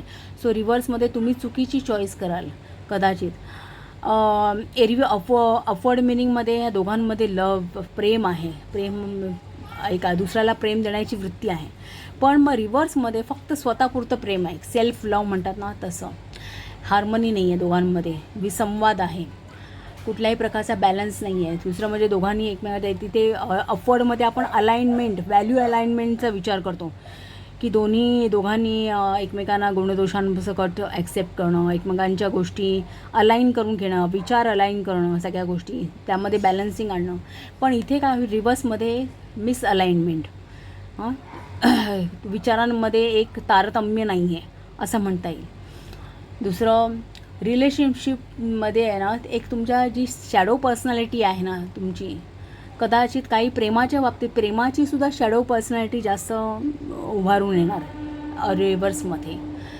एक जास्त कंट्रोलिंग असं होऊ शकतं, किंवा जास्त अपेक्षा ठेवणं. रिलेशनशिपमध्ये एक आपण ॲडवाईस देऊ शकतो की काही गोष्टी ह्या तुम्ही सोडून द्यायला शिका, बॅलन्सिंग करा, सोडून द्यायला शिका, एका समोरच्याला ॲज इट इज ॲक्सेप्ट करण्याचा विचार करा, असं आपण सांगू शकतो. दुसरं म्हणजे मी तुम्हाला म्हटलं ना की डेव्हिलचं आहे, डेव्हिल हे त्याची शॅडो साईड आहे. सो याचे गुण विशेष तुम्हाला याच्या रिव्हर्समध्ये दिसून येतील डेव्हिलचे. सो इथे काय होतं, थोडंसं ॲडिक्शन असणं समोरच्या व्यक्तीबद्दल, ओव्हर पॉझेसिव्हनेस असणं, एखादा गुलामीमध्ये वागवणं किंवा जास्त कंट्रोलिंग आणणं एखाद्यावरती, किंवा मग एक जास्त वासना दिसून येते. एक प्रेमापेक्षा वासना वरचढ होणे असंही या कार्डमध्ये दिसतं. एक ओव्हर सेक्शुॲलिटी दिसून येईल. दुसरं म्हणजे रिलेशनशिप जे आहे नात्यांमध्ये, त्यामध्ये एक म्हणतात ना, एकमेकांच्या म्युच्युअली एखादी गोष्ट करणे, दोघांचाही त्यावरती होकार असून एखादी गोष्ट आपण एखादं नातं पुढे नेणे वगैरे, याने हे त्याच्या अपोजिट असणार आहे, की त्यांच्यामध्ये म्युच्युअल अंडरस्टँडिंग नाही आहे असं आपण म्हणू. फक्त स्वतःचा विचार करतायत असं म्हणता येईल. किंवा ते आता लवर्सचं कार्ड हे रिस्पॉन्सिबिलिटी दाखवते. इनफॅक्ट 6 नंबर हा रिस्पॉन्सिबिलिटी दाखवतो. सो तुम्ही रिस्पॉन्सिबिलिटी अवॉइड करता. समोरच्या व्यक्तीबद्दलची समोरच्या नात्याबद्दलची जी रिस्पॉन्सिबिलिटी आहे आपल्यावर, ती तुम्ही अवॉइड करताय असं. किंवा दुसरं म्हणजे हे फक्त प्रेम किंवा रिलेशन हे फक्त समोरच्या व्यक्तीबद्दल नाही, तर आपल्याशी असलेलं रिलेशनसुद्धा कॉन्शियस सबकॉन्शियस माइंड आहे ना. सो तिथे एक तुमचे इनर कॉन्फ्लिक्ट आहे, तुमचे स्वतःचे मतभेद आहे, किंवा तुमच्या मनांचंच युद्ध आहे चालू असं आपण म्हणतो. की तिथे तुम्हाला स्वतःला बॅलन्सिंग करणं गरजेचं आहे, असा एक अर्थ रिव्हर्समध्ये या कार्डचा होऊ शकतो. रिलेशनशिपमध्ये आपण असं सांगू शकतो की दोन व्यक्तींमधल्या फिलिंग्स आहेत त्या एक हे नाही आहे, बॅलन्समध्ये नाही आहे. कदाचित एखादी व्यक्ती जास्त इन्वॉल्व असू शकते दुसऱ्यामध्ये, पण दुसरी नसेल, तर मग काय होतं, या व्यक्तीला एक इनसिक्युरिटी फील होणं असं होऊ शकतं. किंवा एक दोघांच्या एक मतांमध्ये एक म्हणतात ना गॅप असणं असं होऊ शकतं. सो हा एक ओव्हरऑल अर्थ आहे रिव्हर्स मिनीचा. आता आपण करिअर, वर्क आणि फायनान्सेसच्या दृष्टीने आपण याचा काय अर्थ होतात ते पाहूया. एकतर कार्ड चॉईस सांगतं. लवर्सचं कार्ड हे चॉईस दाखवतो. सो करिअरच्या दृष्टीने तुम्हाला कुठल्या तरी चॉईस अवेलेबल होतील असं आपण म्हणतो. करिअर चॉईसेस अवेलेबल होतील. एक केअरफुली मात्र तुम्ही त्यावरती विचार करणं गरजेचं आहे, कारण त्याचे इफेक्ट हे लाँग टर्म असण्याचे चान्सेस आहे. त्यामुळे कुठलाही डिसिजन घेताना, फायनान्शियली म्हणा, करिअरच्या बाबतीत म्हणा, कुठलाही डिसिजन घेताना हा तुम्ही जरा एक विचारपूर्वक घ्या असं आपण म्हणू शकतो. दुसरं एक आपण असं म्हणू शकतो की तुम्ही करिअरमध्ये एक करिअरच्या बाबतीत तुमचे जे काय प्रोफेशनल जे काही तुम्हाला उभं करायचं आहे, तुमचे प्रोफेशनल गोल्स जे आहेत ते तुमच्या पर्सनल व्हॅल्यूज ज्या आहेत त्याच्याशी तुम्ही त्यांची सांगड घालताय असं. की म्हणजे इथे हे प्रेम आहे ना, इथे इन्व्हॉल्वमेंट आहे. सो कुठलंही काम करताना तुम्ही तुमची पर्सनल इन्व्हॉल्वमेंट असणार आहे त्यामध्ये. एक असं आहे इकडे कॉन्शियस सबकॉन्शियस माइंडचं एकत्र येणं आहे. सो कुठल्याही गोष्टीमध्ये तुम्ही जेव्हा एखादी गोष्ट करणार करिअरमध्ये किंवा काहीमध्ये, तेव्हा तुम्ही स्वतःची काय तत्त्व आहेत, स्वतःचे काय व्हॅल्यूज आहेत, काय बिलीफ सिस्टीम्स आहेत, त्याचा विचार करून त्याप्रमाणे तुम्ही डिसिजन घ्याल किंवा त्याप्रमाणे. सो इथे ती जी एक व्हॅल्यू अलाइनमेंट आहे ना, एक तुमचे प्रोफेशनल गोल्स आहेत आणि एक तुमचे स्वतःच्या एक पर्सनल व्हॅल्यूज आहेत, त्याच्यामध्ये तुम्ही सांगड घालाल असं आपण म्हणू शकतो. दुसरं, कदाचित तुम्ही तुमचं पॅशन फॉलो करण्यासाठी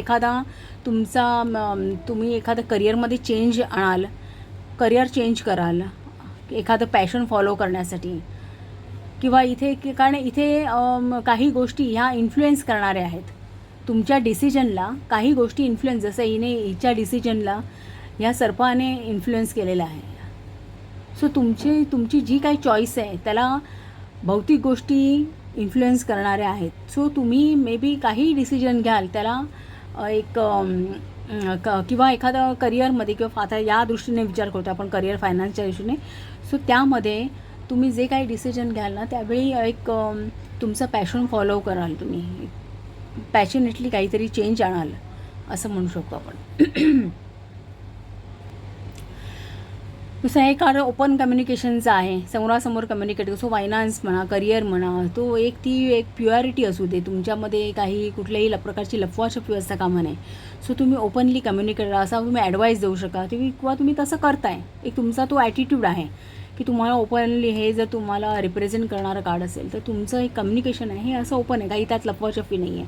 किंवा मग तुम्हाला हा ॲडवाईस असू शकतो फायनान्शियली गोष्टी डिस्कस करताना, किंवा काही कुठल्याही सगळ्या प्रकारची पारदर्शकता असणं गरजेचं आहे असं आपण म्हणू शकू. दुसरं, काही वेळा मग तुम्ही इन्व्हेस्टमेंटच्या बाबतीमध्ये एकतर हे कसं दाखवतं की ह्यामध्ये बघा दोन पार्टीज आला, हे पार्टनरशिप दाखवतं. युनियनचं कार्ड आहे, युनियनचं कार्ड दाखवतं. इनफॅक्ट हा 6 आकडासुद्धा ते दाखवतं, एक कॉपरेशनने सगळ्या गोष्टी करणं. सो आपण असं म्हणू शकतो की काही वेळा फायनान्शियल बाबतीमध्ये पार्टनर्समध्ये एखादी गोष्ट शेअर करणं, एक कंबाईन बँक अकाउंट्स, किंवा मे बी बिझनेसमध्ये काही शेअर इन्व्हेस्टमेंट्स असू शकतात पार्टनरशिपमध्ये, किंवा काही तसं दाखवतं की एक समोरच्यावरती विश्वास आहे. सो त्या दृष्टीने कदाचित मग हे व्यावसायिक लेव्हलवरती, करिअरमध्ये एखादी व्यक्ती असेल की ती तुमच्या एक इमोशनली पण जवळची असू शकते. म्हणजे तुमच्या असं आपण एक प्रोफेशनल रिलेशनशिप आहे, पण तुम्हाला ती थोडीशी क्लोज आहे, एक तुमच्या मनाशी जवळ आहे ती. मे बी असं आपण म्हणू शकतो की तुमच्या करिअरमध्ये एखादी कलिग असेल की जिच्याशी तुमचं एक रिलेशन चांगलं आहे, प्रेमाचं रिलेशन आहे, किंवा अशी एखादी ऑपॉर्च्युनिटी आहे, प्रेमाची ऑपॉर्च्युनिटी की तुमच्या करिअर प्लेसमध्ये येणार आहे तुम्हाला, असंही आपण म्हणता येईल असं. सो हे एक त्याबद्दल आहे. दुसरं, आपण जर पर्सनॅलिटी टाईपचं बघायला गेलं तर लवर्स कार्ड ज्या व्यक्तीला रिप्रेझेंट करेल ती व्यक्ती कशी असेल की ती एक जेन्युअस असेल, बॅलन्सिंग असणार मनाचं, एक सगळ्या बॅलन्स, कॉन्शियस सबकॉन्शियस एक डोक्याने विचार करून निर्णय घेणारी व्यक्ती असेल म्हणता येईल, एक ऑथेंटिक म्हणता येईल, जेन्युइन पर्सनॅलिटी. व्हॅल्यूज क्लिअर असतील, एक पारदर्शकता असेल, बोलण्यामध्ये ओपननेस असेल, जे तिचे मनातले फिलिंग्स असेल तेच तिच्या तोंडावरती असतील त्या व्यक्तीच्या, की आतबाहेर असं काही नसणार आहे असं म्हणता येईल. आणि एक जसं ती व्यक्ती स्वतःशी सुद्धा तसा संवाद साधेल जसा तो इतरांशी, एक हे नसणार आहे, तशी काय म्हणतात त्याला, भेद नसणार आहे, आतबाहेर वेगळं हा प्रकार नाही आहे, की एक जेन्युइन पर्सनॅलिटी आहे असं. दुसरं, सो एक लवर्स पर्सनॅलिटी कशी असेल की एक कुठल्याही गोष्टीमध्ये इन्व्हॉल्वमेंट ही त्यांची विथ हार्ट असणार आहे, कारण कॉन्शियस अनकॉन्शियस यांचं एकत्रित युनियन दाखवणारी आहे. सो कुठल्याही गोष्टी करताना एक आपल्या अंतर्मनाचा विचार करून मग एक ओपन हार्ट असणार आहे, प्रश्नच नाही. दुसरं म्हणजे असं म्हणता येईल की ही एक ह्या व्यक्ती असं आयुष्य जगतील की त्यामध्ये त्या स्वतःची बिलीफ सिस्टीम काय, आपल्या व्हॅल्यूज काय, प्रिन्सिपल्स काय ते फॉलो करणारी आहे असू शकेल ही व्यक्ती, असं म्हणता येईल. तर आता रिलेशनशिप आणि लवमध्ये द लवर्स पर्सनॅलिटी कशी वागेल ते आपण पाहू. आता द लवर्सचं कार्ड हे मुळात प्रेम दाखवतं, एक इंटिमेट रिलेशनशिप दाखवतं किंवा सेक्शुअल रिलेशनशिप दाखवतं. सो हे कार्ड जर तुमच्या रिडिंगमध्ये येतं आहे तर तुमच्या आयुष्यामध्ये एक रोमॅन्स येणार आहे असं आपण म्हणता, एक नवीन प्रेम मिळतं आहे एक असं म्हणता येईल. किंवा इनफॅक्ट याच्यासोबत जर इतर कार्ड्स असतील ना तर ते जास्त,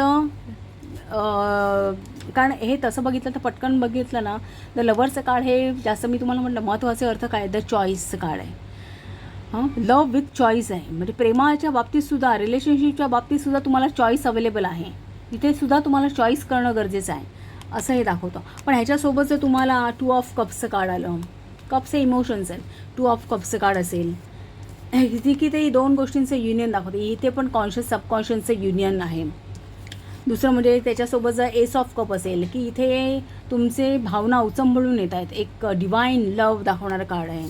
दुसरं म्हणजे हा नाईट ऑफ कप्सचा कार्ड जर याच्यासोबत असेल, नाईट ऑफ कप्स हा सुद्धा एक ह्याचा अप्रोच हा जो आहे सैनिक हा प्रेम घेऊन येतो आहे, त्याचा अप्रोच हा प्रेमाचा आहे. सो एक तुमच्या आयुष्यामध्ये एक प्रेम येतं आहे, चालून येतं आहे असा अर्थ. सो हे अशा प्रकारचे जेव्हा कॉम्बिनेशन्स असतात ना, तेव्हा डेफिनेटली सांगायचं की तुमच्या आयुष्यामध्ये रोमांस येतो आहे, एक नवीन प्रेम एक चांगली प्रेम पर्सनॅलिटी तुमच्या लाईफमध्ये येते असं आपण म्हणू शकू. दुसरं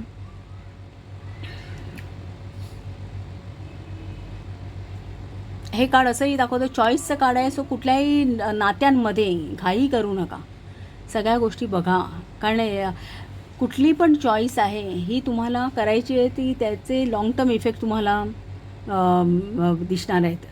सो नात्यांमध्ये सुद्धा चॉईस करताना मे बी प्रेमाचं असेल, लग्न असेल, कुठल्याही रिलेशनशिपमध्ये कुठल्याही प्रकारची घाई करू नका. एक सगळ्या बाजूनी तुमच्या व्हॅल्यूज अलाइन करा आणि मगच त्याचा विचार करा त्या रिलेशनशिपचा, असं आपण यामध्ये गायडन्स देऊ शकतो. दुसरं, समजा एखादी रिलेशनशिप ऑलरेडी आहे तुमची चालू आणि त्या बाबतीत तुम्ही हे कार्ड तुम्हाला सजेस्ट केलं आहे किंवा काय, तर एक तुमचं रिलेशनशिप खूप चांगलं आहे, एक युनियन आहे, चांगलं एक बॉन्डिंग आहे असं म्हणता येईल.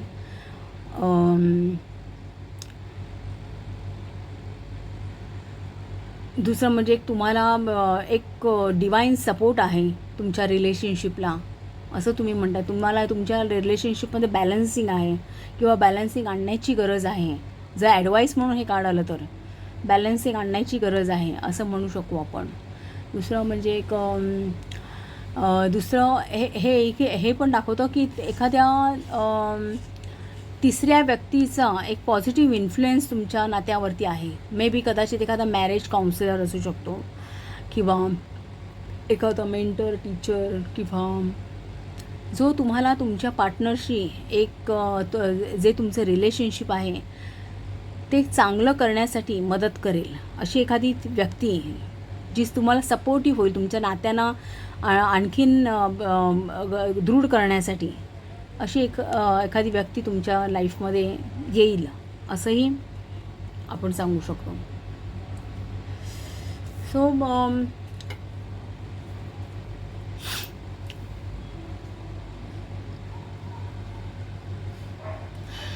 समजा एखादं स्ट्रगलिंग रिलेशनशिप असेल की काहीतरी नात्यात गोंधळ आहे, क्लॅशेस चालू आहेत, कॉन्फ्लिक्ट आहे आणि अशावेळी जर हे कार्ड आहे तर मग तुम्हाला एक ॲडवाईस आहे की तुम्ही पूर्वीचे तुमचे जे काय रिलेशनशिप आहे त्याचं एक पॅटर्न काय आहे, ते पॅटर्न जे काय आहे ना ते त्याचा विचार करा. कारण बुध ग्रह जो आहे ना, याचा या कार्ड रिप्रेझेंट करणारा बुध ग्रह आहे ना, आपल्या लाईफमध्ये काही गोष्टी ज्या सातत्याने पिरियॉडिकली रिपीट होत असतात, एक पॅटर्न जे असतं ना ते बुध ग्रह रिप्रेझेंट करतो. सो तुम्ही तुमच्या लाईफमध्ये जर काही कॉन्फ्लिक्ट्स असेल रिलेशनशिपमध्ये तर त्यामध्ये ते कशा प्रकारचे पॅटर्न्स आहेत जिचे रिपीटेडली तुम्हाला फेस करावे लागत आहेत त्याचा तुम्ही विचार करा. एक किंवा एखादं नवीन जरी रिलेशनशिप समजा अगोदर मे बी अर्लियर रिलेशनशिपमध्ये काही तुम्हाला फेल झालं असेल आणि आता तुम्ही एक नव्याचा विचार करताय, तर मग त्यावेळी काय पॅटर्न का ते फेल झालं आहे त्याचा पूर्ण एक विचार करून एक यावेळी डिसिजन घ्या असं तुम्ही सांगू शकता हे कार्ड आलं तर. सो काही वेळा असंही सांगतात की तुमच्या घरातली एखादी व्यक्ती जी एक तरुण व्यक्ती आहे आणि ती एक नव्यानेच एक घराबाहेर पडली आणि एक नव्याने स्वतःहून इंडिपेंडंटली डिसिजन्स घेते असं हेही दाखवणारं कार्ड आहे. त्या गोष्टीचा रिलेशनशिपचा विचार केला तर, एक घरासंबंधी विचार केला तर. आता जर स्पिरिच्युअलिटीच्या दृष्टीने जर आपण या कार्डचा विचार केला तर आपण असं सांगू शकतो की ही एक वेळ आहे की तुम्ही तुमचं मन फॉलो करा, हार्ट फॉलो करण्याची गरज आहे. हार्ट चक्र दाखवते कार्ड, तो तुम्ही हार्ट फॉलो करा. तुमच्या बिलीफ सिस्टम तुम्हाला काय सांगतं आहे, कुठल्या गोष्टीवर तुमचा विचार आहे एक दृढ आहे, काय तुम्हाला वाटतं आहे की कुठली गोष्ट चांगली असेल, यासाठी तुम्ही तुमचं हार्ट फॉलो करा. कोणालाही ब्लाइंडली फॉलो करू नका. जसा हा सर्प हा जो सर्पाने विळखा घातलेला आहे या झाडाला, की तो टेम्पटिंग आहे, टेम्पटेशन देणार आहे. सो काही गोष्टी टेम्पटेशन देणारच आहे, पण तुम्ही कुठल्याही गोष्टीला ब्लाइंडली फॉलो करू नका. स्पिरिच्युअलिटीच्या दृष्टीने असं आपण एक हे देऊ शकतो, ॲडवाईस देऊ शकतो. दुसरं इथे एंजल्स आहे, सो सुपर कॉन्शियस आहे. सो तुम्ही अध्यात्माच्या बाबतीत जेव्हा हे काढेल तेव्हा एक तुम्ही तुमचं हायर सेल्फ कसं रिस्पॉन्ड करत आहे त्याचा विचार करा, त्याच्याकडे लक्ष द्या, असं आपण सांगू शकतो.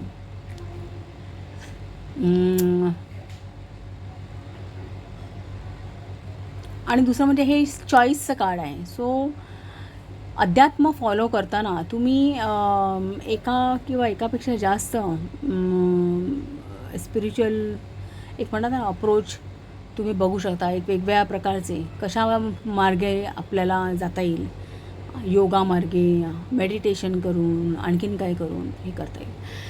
सो ती चॉईससुद्धा तुम्हाला इथे अवेलेबल आहे असं म्हणता येईल. आता जर हेल्थ आणि वेलबिंगच्या दृष्टीने आपण हा विचार केला, ही बुधाचा यावरती अंमल आहे या कार्डावरती. सो हेल्थ आणि वेलबिंगच्या दृष्टीने लवर्स कार्ड तुम्हाला सांगतं की तुम्ही तुमच्या एक बॅलन्सिंग ठेवा, हार्मनी ठेवा तुमच्या मनामध्ये. एक कॉन्शियस आणि सबकॉन्शियस या मनामध्ये हार्मनी असू दे. दुसरं म्हणजे तुम्ही एखादी गोष्ट एखादी ट्रीटमेंट जरी करायची झाली ना तरी तुम्ही एक सर्वसाधारण ॲक्युपंक्चर थेरपी किंवा मसाज थेरपी किंवा रेकी या अशा थेरपीजचा तुम्ही उपयोग कराल असं हे कार्ड दाखवतं. कारण हे कसं आहे, आता हे एंजल्स हे दोन्ही हातांनी असे आशीर्वाद देत आहेत. सो हे रेकीसुद्धा असंच करतात ना, हातानेच देतात ना रेकी. सो तुम्ही मे बी रेकी हेल्थच्या दृष्टीने रेकी फॉलो कराल किंवा आता या दोन्ही फिगर आहे ते न्यूडिटी आहे दिसते. सो एक मसाज थेरपी किंवा ॲक्युपंक्चर याचा तुम्ही उपयोग कराल असं सांगता येईल. दुसरा बुधाचं कार्ड आहे, तो स्किन इश्यू होऊ शकतात, एका नजरेमध्ये दोष किंवा ऐकण्यामध्ये दोष होऊ शकतात काही वेळा, हेल्थ इश्यूजचा विचार केला तर, किंवा शरीराचे कुठलेही शरीराचे जे भाग जे दोनमध्ये आहे, दोन ह्याच्यामध्ये पार्टमध्ये आहे, जसं 2 हात, 2 कान, 2 पाय, 2 लंग्स, 2 किडनी असं, किंवा मग ज्या कनेक्टिव्ह सिस्टीम आहे, कारण हे कनेक्शनचं कम्युनिकेशनचं ग्रह आहे आपला बुध. सो हे कार्ड कम्युनिकेशन दाखवतं ना, नंबरसुद्धा 6 नंबरसुद्धा कम्युनिकेशन दाखवतो. सो एक जिथे एक कनेक्टिव्ह सिस्टीम आहेत आपल्या बॉडीमधल्या, जसं वेन्स आहेत, आर्टरीज आहेत, नर्व्ज आहेत, त्याच्याशी रिलेटेड जे काही प्रॉब्लेम्स असतात ना, इश्यूज असतात, ते हे कार्ड दर्शवतं. दुसरं जास्त वेळ न घेणारे आजारसुद्धा दर्शवतं. कम्युनिकेशन प्रॉब्लेम असेल, तोतरेपणा, बोबडेपणा अशा प्रकारचे, तर ते कम्युनिकेशन प्रॉब्लेम्स दाखवले जातात. दुसरं एक काही वेळा काय होतं, आता हे स्किन रिलेटेड आहे, काही वेळा हे जे प्लास्टिक सर्जरी डिसऑर्डर असतात ना, प्लास्टिक सर्जरी केल्यानंतर जे इफेक्ट दिसायला पाहिजे स्किनवरती किंवा चेहऱ्यावरती, मे बी जिथे कुठे, तर ते न दिसता काहीतरी वेगळं हे होणं, ते मिसअलाइन होणं, तर त्या प्रकारचे प्रॉब्लेम्स हे हेल्थ इश्यूमध्ये हे कार्ड दाखवतो. करिअरचा जर आपण विचार केला तर जे करिअर हे पार्टनरशिपमध्ये होतात, 2 व्यक्ती एकत्र येऊन, ते करिअर ह्या कार्डने दिसतात. जसं काही वेळा सेल्ससुद्धा दर्शवतो, पब्लिशिंग, कारण लेखन, वाचन ह्या गोष्टी दर्शवणार आहे ना बुधग्रह. सो पब्लिशिंग, ॲडव्हर्टायझिंग, कम्युनिकेशनमधली लोकं जी आहेत, किंवा एक इन्फॉर्मेशन मिळवणं, गॅदरिंग करणं, डेटाबेस मॅनेजमेंट, हे अशा प्रकारचे जे काही करिअर्स आहेत ना, ते हे कार्ड दर्शवतं.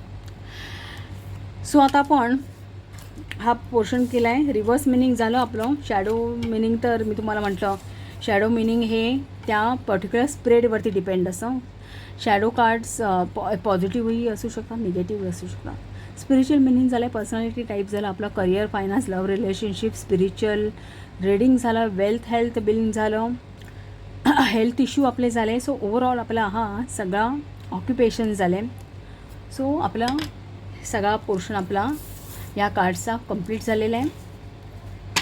आता आपल्याला ह्याचा स्टोरीज ह्याचे आता हे ब्युटी अँड बेस्टची तर स्टोरी सगळ्यांना माहीत आहे, तरी पण मी एकदा सांगेन.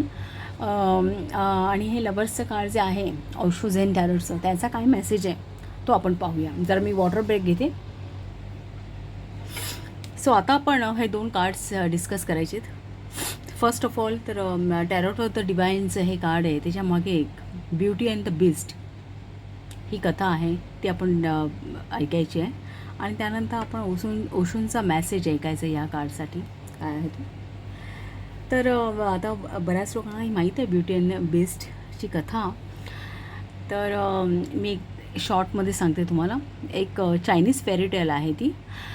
तर एका माणसाच्या 3 मुली असतात आणि तिन्ही एक एम्ब्रॉयडरीमध्ये खूप माहीर असतात.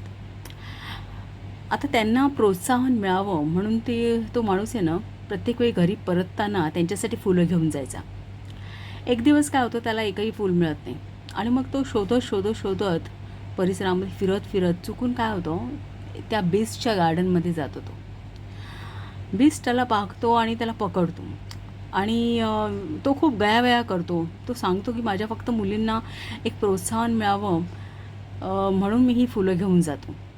तो बीस्ट त्याला सोडायला तयार होतो, पण त्याची एक अट असते की त्याने एखादी मुलगी त्याच्याकडे पाठवावी की ज्याच्याशी तो लग्न करेल.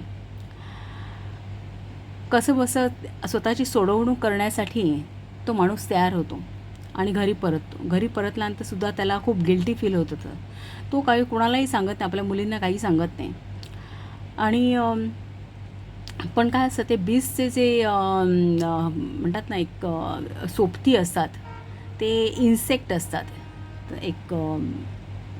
तर ते मात्र त्याच्या सतत मागे लागून त्याला हॅरस करायला लागतात. त्याबरोबर मग शेवटी कंटाळून तो आपल्या मुलींना समोर बसवतो आणि ही सगळी कथा सांगतो की काय झालं आहे त्याच्यासोबत ते. आणि त्या बीस्टकडे कोण जायला तयार आहे असं त्यांना विचारतो. त्याच्या दोन्ही मोठ्या मुली अजिबात तयार होत नाहीत. धाकटी असते ना, तिला आपल्या वडिलांचं दुःख पाहत नाही. ती तयार होते. ती दुसऱ्या दिवशी जाते बीस्टच्या घरी. पण त्याला बघून, त्याचे डोळे आणि त्याचे दात बघून ती खूप घाबरते. ती त्याच्याकडे राहते बरेच दिवस, त्याच्या घरची सगळी कामं करते, त्याची खूप काळजी घेते. आणि मग कालांतराने तिला सवय होते त्याची. आणि नंतर मग एक प्रकारची एक सोबतच होते. तो बीस्ट म्हणजे ती एक चांगली सोबत होते. नंतर काय होतं, बऱ्याच दिवसानंतर तिला अशी न्यूज कळते की आपले वडील आजारी आहेत. म्हणून त्यांना पाहण्यासाठी ती बीस्टची परवानगी घेते आणि आपल्या घरी येते. बरेच आठवडे राहते. जोपर्यंत आपले वडील बरे होत नाहीत तोपर्यंत त्यांची सेवा करण्यासाठी ती आपल्या घरी राहते. आणि मग नंतर परतते बीस्टच्या घरी. तोपर्यंत एकटेपणामुळे आणि तहानलेल्यामुळे तो बीस्ट एक मरणावस्थेत पडलेला असतो. त्याचं दुःख तिला बघवत नाही. ती त्याला ओढत नदीच्या पात्राकडे घेऊन येते आणि नदीच्या पात्रात ढकलते. ढकलल्याबरोबर त्याचं एका सुंदर तरुणामध्ये रूपांतर होतं आणि तो तिला सांगतो की त्याला एक शाप मिळालेला होता आणि तुझ्या प्रेमामुळे मला माझं आयुष्य परत मिळालं, माझं सौंदर्य परत मिळालं. आणि नंतर तो तिच्याशी लग्न करतो आणि तो तिच्या घरी तिच्या वडिलांकडे तिच्या बहिणींना खूप सारी गिफ्ट पाठवतो. सो ही एक कथा आहे बीस्टची. सो प्रेम आहे ते काहीही बदलू शकतं, कुठलीही सिच्युएशन एक बदलून टाकू शकतं. हा असा काहीसा मेसेज आहे. दुसरं हे जे लवर्सचं कार्ड आहे ओशो झेन टॅरोटचं, थोडंसं स्पिरिच्युअल मेसेज आहे. तर ओशोंचं काय म्हणणं आहे की प्रेम आहे ना, हे एक धरणीपासून आकाशापर्यंत आहे. म्हणजे एक प्रकारे धरणी आणि आकाशाचं युनियन हे खरं प्रेम आहे. आणि अर्थली लेवलला एक भौतिकदृष्ट्या प्रेम म्हणजे फक्त एक सेक्शुअल ॲट्रॅक्शनच राहतं असं. आणि आपल्यापैकी बरीच जणं ही त्याच गोष्टीला चिकटून राहतात, त्याच्यावरती उठत नाहीत असं त्यांचं म्हणणं आहे.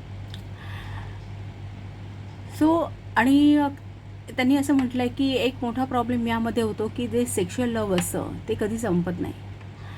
दुसरं कारण काही अपेक्षा वाढत राहतात माणसांच्या. सो त्यांचं ओशोंचं असं म्हणणं आहे, जेव्हा आपण मॅच्युअर होतो सगळ्या दृष्टीने तेव्हा आपण एक एक्सपिरियन्स करायला लागतो ह्या एक सेक्शुअलिटीच्या पुढेसुद्धा एक प्रेम काहीतरी आहे. सो समोरच्या व्यक्तीची एक स्वतःची काहीतरी इंडिव्हिज्युअलिटी आहे असं आपण जेव्हा आपलं एक सर्वतोपरी आपण मॅच्युअर होतो त्यानंतर आपल्याला ह्या गोष्टी कळू शकतात असं ओशोंचं म्हणणं आहे. आणि जेव्हा हे प्रेम आहे हे जेव्हा आपल्याला उमजतं त्यावेळी आपल्याला कळतं की समोरची व्यक्ती, जेव्हा हे दोन व्यक्तींमध्ये खरोखरचं प्रेम उत्पन्न होतं तेव्हा एक समोरची व्यक्ती हे आपल्याला एखादा आरशासारखी असते की ज्याच्यामध्ये आपण आपलं रिफ्लेक्शन पाहत असतो आणि ती खूप सपोर्टिव्ह असते की ज्याच्यामुळे आपली एक सर्व बाजूंनी एक प्रोग्रेस होते असं. सो अशा प्रकारचं हे प्रेम हे फक्त हे एक स्वातंत्र्यावरती एक एक्सपेक्टेशनवरती बेस नसतं, तर तिथे एक स्वातंत्र्य गरजेचं असतं.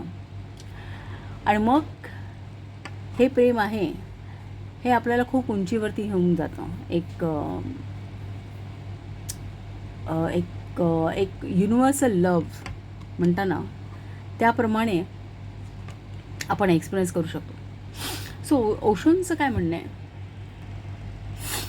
की एक लोएस्ट फॉर्म ऑफ लव म्हणतात ना ते सेक्स आहे. एकदम खालच्या पातळीवरचं जे प्रेम म्हणता येईल, कारण ते फिजिकल असं. त्याच्यापेक्षा वरती रिफाईंड लेवलचं जे प्रेम आहे ना ते कंपॅशन आहे. एक कंपॅशनचं काय म्हणता येईल, करुणा म्हणता येईल. सो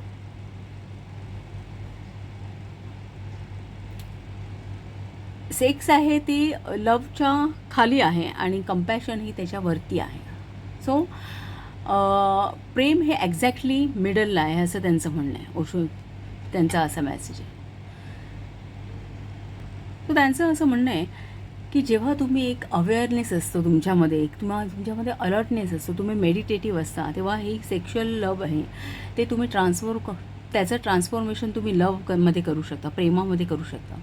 आणि जर तुमचा मेडिटेटिव्हनेस हा एक म्हणतात ना की एक पूर्ण टोटली ॲब्सोल्यूट असेल, एक पूर्णपणे तुम्ही मेडिटेटिव्हनेस असेल तुमच्यामध्ये, तर तेच एक करुणेमध्ये त्याचं रूपांतर होऊ शकतं. त्याच प्रेमाचं रूपांतर हे करुणेमध्ये होतं. सो त्यांच्या ओशोंनी असं म्हटलं आहे की sex is a seed and love is a flower and compassion is a fragrance.